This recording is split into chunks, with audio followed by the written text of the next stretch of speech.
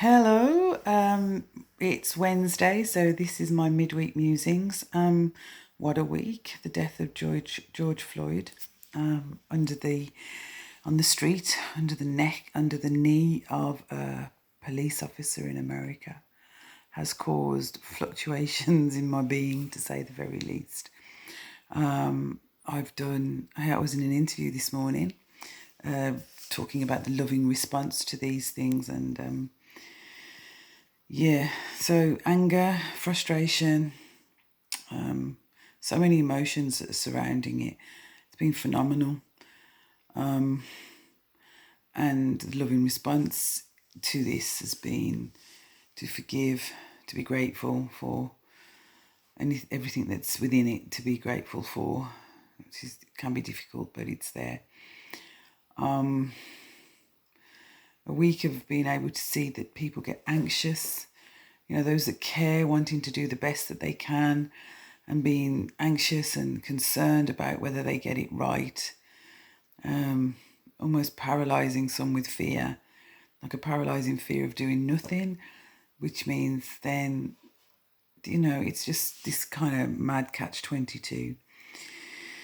I've had a week of blessings. I got a new puppy. Yeah, it's just been one of those weeks, painful. But within that pain, there has been growth and learning, on a personal level and on a societal world level. The COVID seems to have fallen by the wayside, although there is, it's just such a shame that, we really don't know. We people don't know what to believe, don't know who's telling us the truth. The Blackout Tuesday yesterday, today it's transpiring that was a distraction for other stuff that nobody, the powers that be didn't want us watching. And it's also some sort of,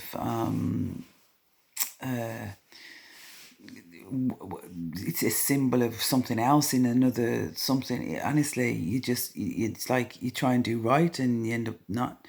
And I think it's really important for people to remember, what's your intention. If your intention is to cause harm and discomfort and disharmony, then that's not a great intention.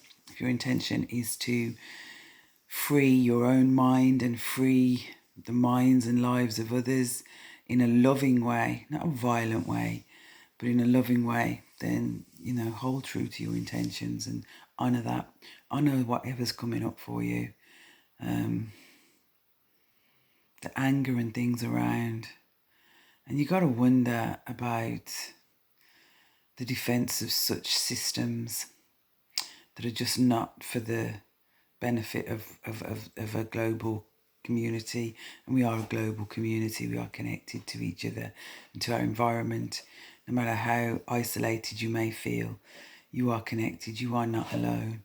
If you get to know you, know thyself, do that work. Get to know you in your inner self, mind, body, and soul. You're never alone after that.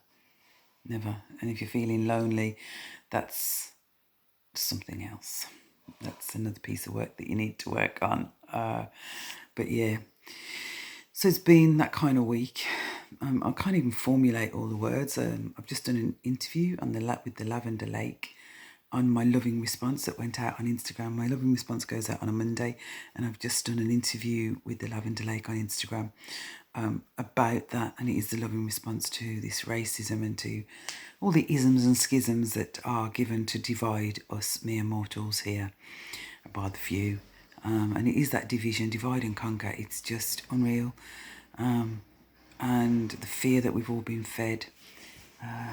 Yeah. So anyway, there is still, I do have the, I'm going to promote myself here. I do have the Being Well in Uncertain Times program that starts to address and peel back the layers on the corona situation, the lockdown, and your mental health and well-being.